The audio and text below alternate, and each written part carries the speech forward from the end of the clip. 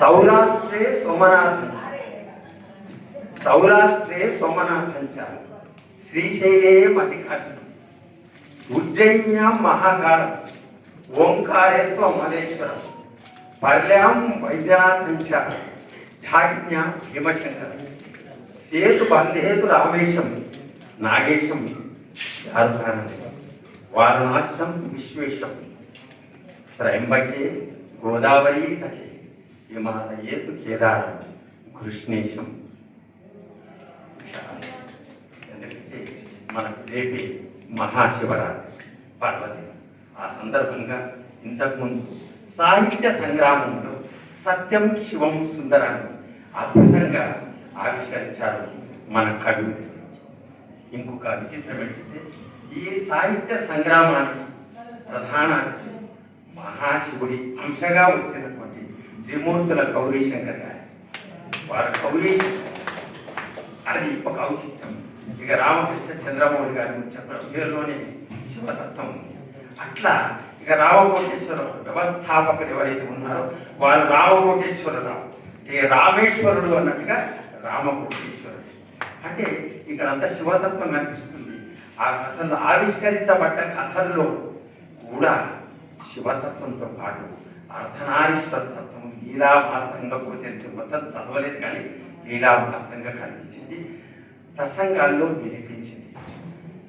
ఇల్లు చూస్తే ఇల్లులాగా లేనే లేదు, ఇల్లు చూస్తే ఇల్లులాగా లేనే లేదు, ఈ ఇంటికి ఇంకా ఇల్లాలు రానే లేదు అనగా ఆ ఇల్లాలు ఉంటేనే అది ఇల్లు అవుతుంది, లేకపోతే వాళ్ళ కాడవుతుంది. ఒక శివుడైనా కూడా పార్వతీదేవి ఉంటేనే కైలాసం అవుతుంది, లేకపోతే అది శ్మశానం అవుతుంది. శివుడు శ్మశానంలో భస్మం కాబట్టి అర్ధనారీశ్వర తత్వాన్ని అద్భుతంగా ఇక్కడ ఆవిష్కరిస్తూ ఆమెలో అతను సగం అన్నారు. ఆమెలో అతను సగం ఏమిటి? ఆమెలో అతను సగం కాదు, అతను ఆమె ఒకటే, ఇద్దరు ఒకరే. అతనికి ఆమె సర్వస్వం. అంతే ఈనాటి జీవన వేదం అదే చెప్తుంది. అదే అతని యోధాగా మారుస్తుంది. అదే అతని జీవితానికి ఒక నవచిత్రీకరిస్తుంది. కాబట్టి ఈ పుస్తకాలు ఆవిష్కరించడంలో కూడా వారు ఎన్నుకున్న విధానం చాలా అద్భుతంగా అనిపించింది. నేను మొట్టమొదటిసారిగా ఈ ఆవిష్కరణ ఆహ్వాన పత్రాన్ని చూసిన తర్వాత అరే ఇది సాహిత్య సంగ్రామం కదా, సాహిత్య సంగ్రామం చాలా అద్భుతంగా నిర్వహిస్తున్నారు. నిన్న మొన్న పురపోరు జరిగింది. మనకి పురపోరు అంటే తెలుసా కదా, పురపోరు అంటే ఎవరు చెప్పగలరు? Municipal elections. పురపోరు అంటే మున్సిపల్. ఈ రోజు విజేతల గురించి పత్రికల్లో పతాక సూచికలు. పురపోరు జరిగింది, ఇక్కడ సాహిత్య పోరు జరిగింది. ఇక్కడ అంటే ఇంత అద్భుతమైన పోరు. తర్వాత రామకోటేశ్వరరావు గారు మాకు మొట్టమొదటి ఇన్విటేషన్ పెట్టిన తర్వాత రెండవ ఇన్విటేషన్ ఆహ్వాన పత్రం పెట్టేసి మీరు సరిగ్గా 11 గంటలకు హాజరు కావాలన్నాడు. ముందు వస్తే మన సమస్య 11 గంటలకు ఎందుకు వెళ్ళాలి అని మా రాధాకృష్ణ గారు పొద్దున్న ఫోన్ చేసి సార్ 2 గంటలకు వెళ్తున్నట్టు మనం 11 గంటలకు రమ్మన్నారమ్మా అని చెప్పాడు. ఎందుకు అన్నాడు. నేను అప్పుడు ఆలోచించాను. ఆ తర్వాత నాకు తోసలేదు, వెళ్ళిపోలేదు. రాధాకృష్ణ గారు ఫోన్ చేశాను, 11 గంటలకు ఎందుకు రమ్మన్నారని చెప్పమా అని ఆలోచిస్తే అప్పుడు నాకు గుల్ల తగ్గింది. రామకోటేశ్వర గారు ఆశామాషిగా ఏదట్లా పెట్టారు. ఎందుకంటే వారు దూత కాదు, అవధూత లాంటి వాడు, ముని లాంటి వాడు. ఎందుకంటే ఆలోచించాలంటే వారు చేస్తున్నది సాహిత్య సంగ్రామం కార్యక్రమం. సాహిత్య సంగ్రామం నిష్పక్షపాతంగా జరగాలి.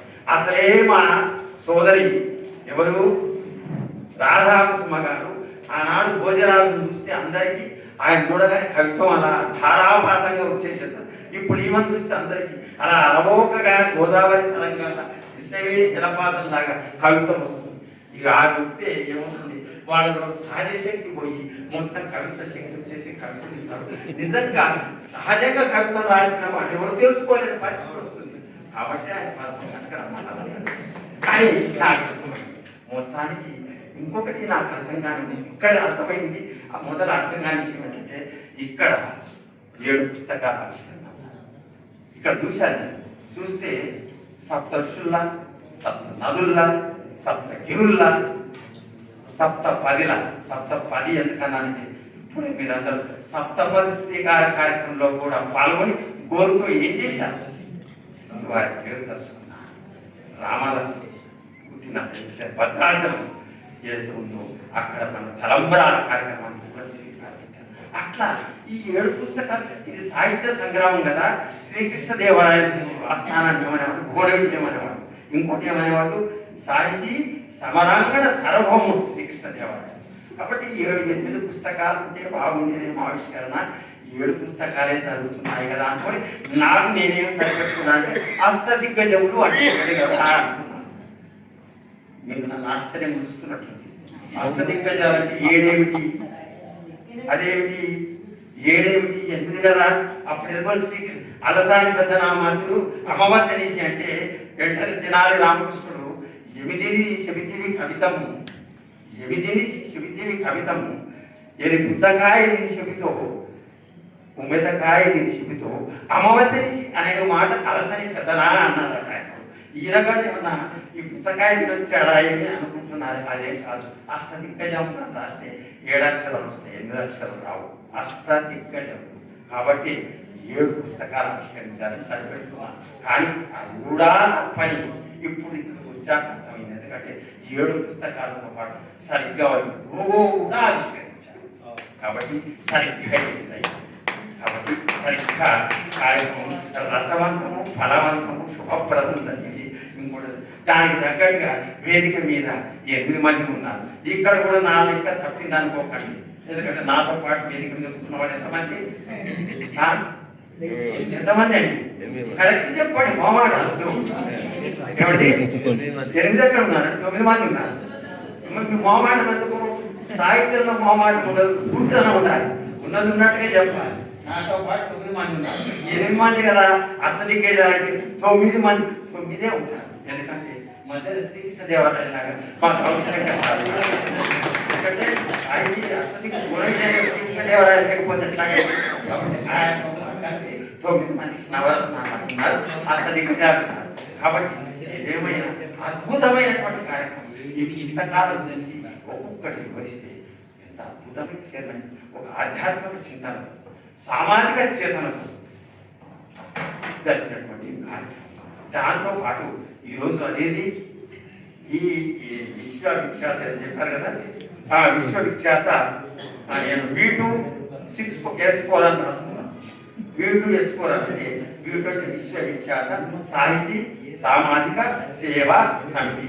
V2S4 వాస్తవానికి అది జ్ఞాపకం ఉంచడానికి నా మటుకు నాకు V2S4 కాదు, V2 సొసైటీ ఫర్ సామాజిక సేవకు మేము కూడా పాల్గొంటామని అందరినీ పాల్గొనాలని చేస్తూ ఒక కేరళ జ్ఞాపకం వచ్చింది.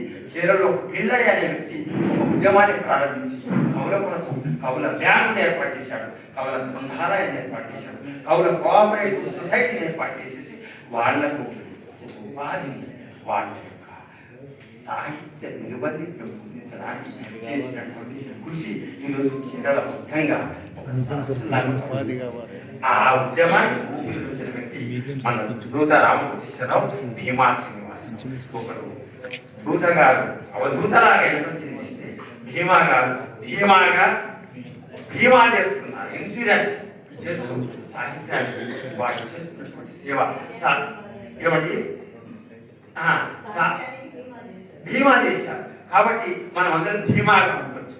కాబట్టి ఇటువంటి కార్యక్రమాలు ఇంకా జరగాలని చెప్పేసి భావిస్తూ ఇకపోతే ముఖ్యంగా ఈ కార్యక్రమం కూడా ఒక వైవిధ్యంగా ఆవిష్కరణలన్నీ కుటుంబ సభ్యులు ఎక్కువ మంది అంత కుటుంబ సభ్యులు వచ్చారు, ఫ్యామిలీలతో జరిగింది.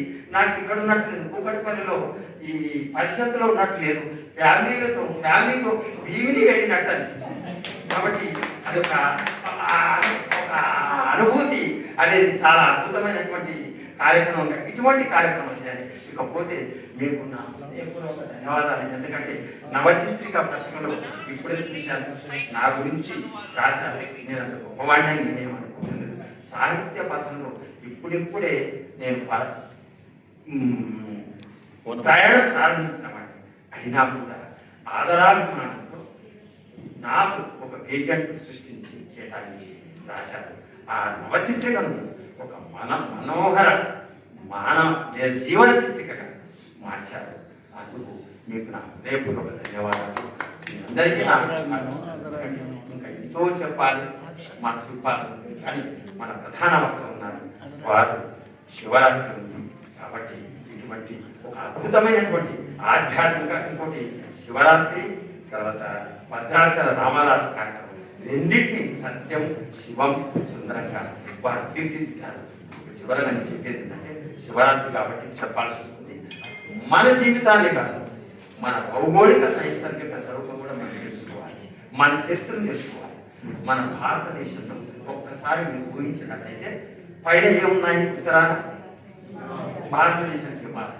ఒక్కసారి మీరు గూగుల్లో సెర్చ్ చేయండి, ఆ హిమాలయ పర్వతం ఎక్కడ నుంచి హిమాచల్ ప్రదేశ్ నుంచి అరుణాచల్ ప్రదేశ్ వరకు ఉండే హిమాలయాలు ఏదైతే ఉన్నాయో ఆ హిమాలయాలు అచ్చం పానవట్టం లాగా ఉంటాయి. హిమాలయాలు పానవట్టం లాగా కింద ఒక పీఠిక లాగా ఉంటుంది, మధ్యలో పానవట్టం లాగా ఉంటుంది, కింద లింగం లాగా ఉంటుంది. పావన హిమగిరి పానవట్టం ఝరి. ఎందుకంటే హిమాలయాల్లో ఉండే నదులు ప్రపంచంలో ఏ గిరులలో లేవు. అది గంగా, యమున, సరస్వతి, బ్రహ్మపుత్ర, సట్లేజ్, సింధు, ఎన్నో నదులు, గండకి, ఇట్లా నదుల పేరు చెప్పాలి. నదులు ఉంటాయి కాబట్టి పావన హిమగిరి పానవట్టం ఝరి. మానస సరోవర కైలాసగిరి, మానస సరోవర కైలాసగిరి శివలింగ శంకరి. వైచిత్రి, ఆ భౌగోళిక చిత్రి మన హిమాలయాలు మన ఉత్తరాన మన ఈశాన్యాన్ని కాపాడుతున్నది. అంతటి అద్భుతమైన పరమ పవిత్రమైన భారతదేశంలో మనం జన్మించినందుకు మనం భారతీయ గర్వపడాల్సిన తెలియజేస్తూ ఇంతటి అద్భుతమైనటువంటి అవకాశం ఇస్తున్నారు మీ అందరికీ. ముఖ్యంగా ఇంతటి అద్భుతమైనటువంటి పుస్తకాలు రచించి మన మస్తకాలు వెలుగుని ఇచ్చినటువంటి రచయితలకి, వాటిని ఆవిష్కరించిన వారికి, అట్లాగే ఈ వ్యవస్థాపక అధ్యక్షులకి, కార్యకర్తలకి, ప్రతి ఒక్కరూ అందరూ కృషి చేస్తేనే కృషితో వస్తే దుర్భిక్ష ఉన్నారు. నా కృషి ఒక కావ్యం రాయడం అంత సులభ సాధ్యమైన పని కాదు. కాబట్టి ఇంతటి కావ్య రచన చేసినటువంటి వాళ్ళను కాలానితో పాటు వాళ్ళు వెలుగునివ్వడానికి కృషి చేస్తున్నారు. ఈ నావలకి నా హృదయపూర్వకమైనటువంటి శుభాభినందనలు. మీ అందరికీ ధన్యవాదాలు.